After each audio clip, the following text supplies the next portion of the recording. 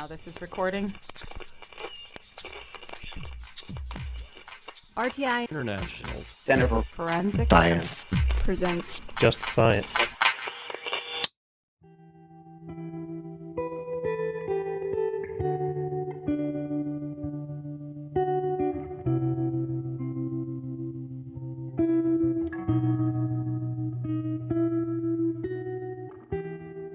and welcome to Just Science, the podcast for forensic science professionals. I'm John Morgan, your host, the Senior Director of the Center for Forensic Science at RTI International and the Project Director for the Forensic Technology Center of Excellence. I'm recording today on April 11th, 2018.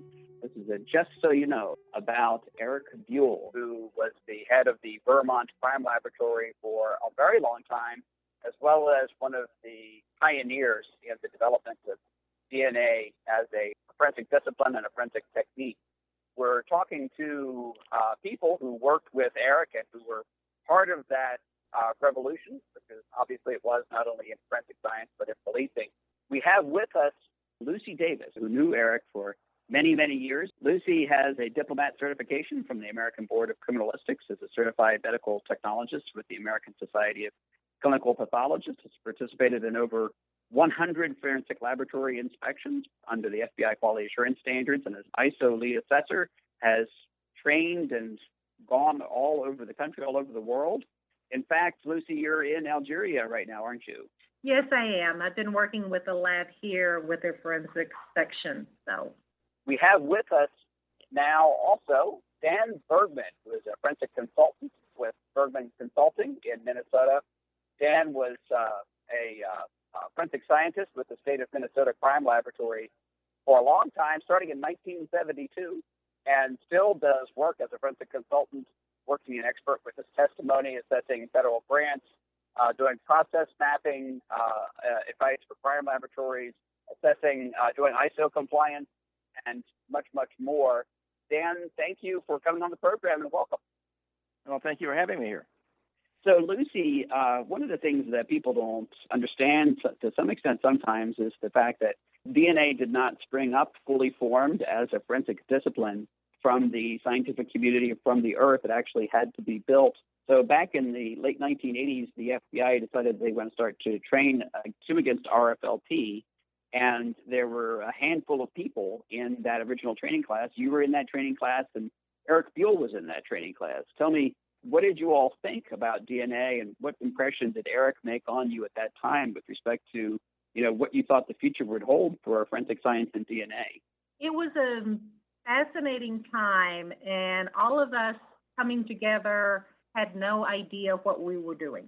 And so that was the wonderful part of the process in the beginning, because across the country, scientists that were doing forensic DNA testing or starting to get it validated and put it online decided that we're going to come together and work together on this process. And that's what ended up starting what was known then as the Technical Working Group on DNA Analysis Methods, or TWIGDM, which over the years changed to what everybody knows is called the Scientific Working Group on DNA Analysis Methods, or SWIGDM.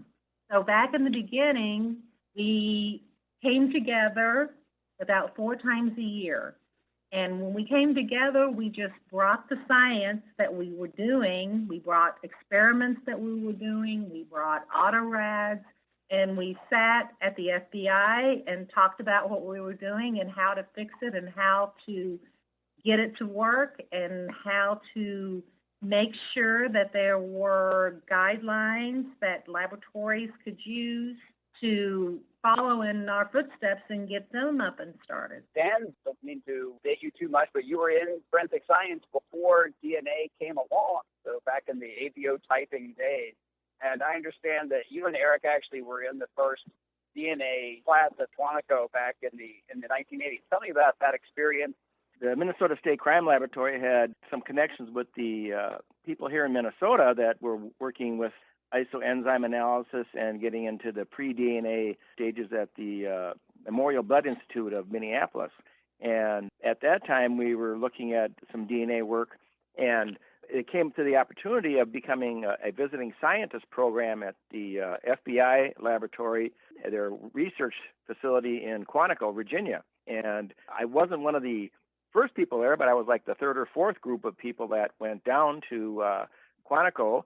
And my stint was from just after Thanksgiving in '88, so it was the end of '88, in January, February, and maybe a little bit of March in '89, and that's when 4 of us were visiting scientists, of which one was Eric Buell, and the other one was Robert Thompson. He was at that time, he was with the Oregon State Police, and then Linda Jankowski was with the New Jersey State Police, and myself. And that's when I first met Eric, and we first began to work with the DNA people at Quantico, including Bruce Bedoli. Folks who listen to Just Science on a regular basis will recognize many of those names because we've had both Bruce and Robert on the program.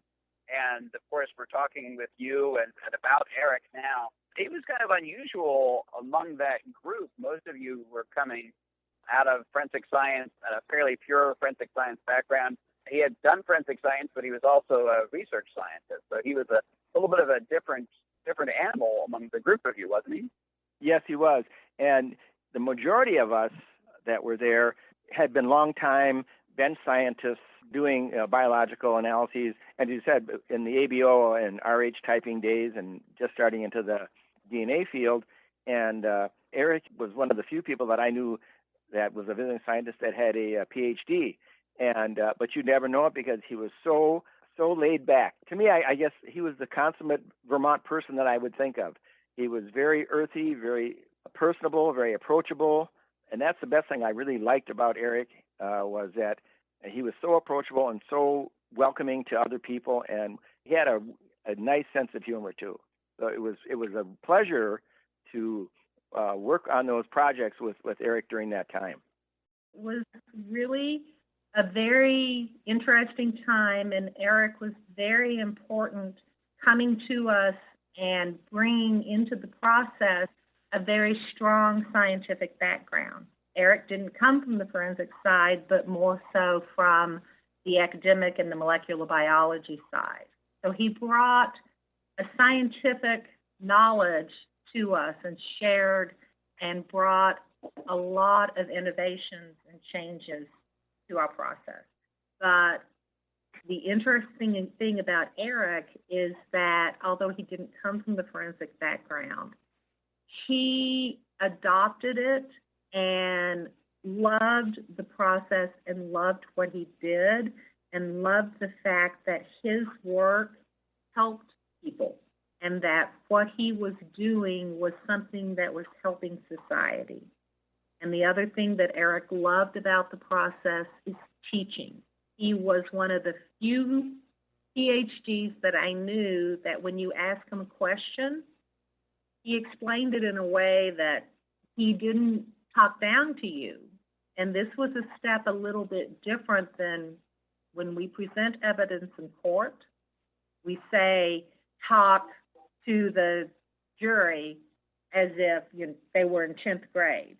No, Eric didn't do that. He didn't talk down to you, but he could take a very complex scientific process and explain it to you so that you could understand it. And he would work with you until you understood it. So the quality of the person was he wanted to make sure that everybody understood and that you had as much knowledge as he did, although we could never have had that much knowledge. I just want to say that I, too, was taken aback by the suddenness of his death. As a lot of people I'd seen on Facebook, of all places, as to I didn't even know he was ill. I had not been to an academy meeting for a couple of years, but I just know that he was a wonderful individual. I adored him tremendously because he was so easy to talk to, so down to earth, and he could give you his knowledge back to you in a manner that was so understandable. And I see that in the DNA work that he gave to the community by being in his laboratory, the director of his facility, the Twig-Dam, Swig-Dam committees, and all that work that he had put into the DNA analysis and DNA field. I'm sure he'll be remembered tremendously for that. What strikes me about Eric's career in particular, he was the director of the Vermont Laboratory for 13 years. The other thing that struck me, because when I was at NIJ, Eric was one of the most reliable researchers in DNA methods. He was somebody who really not only cared about implementing the science, but then getting to the next level, trying to understand how DNA analysis could be better at all times. And he was very much on the cutting edge of research throughout his career. Yes, he was. And one of the things that we appreciated about Eric was in the beginning with RFLP, when we went to determine how much DNA that we had, in the old days, we used a chemical called ethidium bromide, which is really strong mutagen and not very good to have around, and you need to dispose of it via hazardous waste. And really, a lot of people didn't appreciate how bad of a chemical it was. Eric did. So Eric came in one day with DAPI. And DAPI is another DNA dye stain that you can use in replace of ethidium bromide. So he came in and started telling us, listen, guys, we need to get rid of the ethidium bromide. You need to use DAPI. And we all laughed at him. We called him the DAPI man. But he brought to the science thing that actually was based on the safety of what we were doing and also environmentally. He continued to make contributions to the field, and especially in quantitation. Once we started going to PCR-based processes, he ended up developing one of the first processes to do quantitation via PCR. So one of the things that's interesting, too, is just that how different DNA is today versus then. Even RFLP, in some respects, is a completely different technology than what is being done now. And so folks like yourself and Eric have seen an enormous change in terms of being willing, frankly, to look at completely new technologies such as SNPs and STRs. And that's been an important part of the last generation of work in DNA. Yes, it has. And I retired somewhat earlier, and I kept in contact with the field by attending, the American Academy meetings and my local Midwestern Association of Forensic Scientists meetings. And each time I was at the American Academy meetings and talked with Eric at that time, he was still at the forefront of instituting new technologies in his laboratory. In fact, that was one of the things he wanted to impart to his administration, is that not only did he want to use new technologies and implement them, he wanted to investigate them. He wanted to be at the forefront of research and then implementing them in his own laboratory. Yeah, so he did several important projects for NIJ's research program, in particular in the area of DNA quantitation, which has been an important part of being able to do reliable DNA analysis in recent years. Yes, he has, and I had actually been in his laboratory on at least two occasions. It was such a pleasure to be in his laboratory and see what he can accomplish with the small staff he had and the laboratory facility at that time before they built their new laboratory. It was just amazing what he could do with the amount of resources that he had. Yeah, it's an interesting point, Dan. I think that's really valuable. We sometimes take for granted because a lot of money has been put in by the federal government into DNA in particular. A great deal can be done by a small lab with a commitment to quality and its SOPs and doing things right.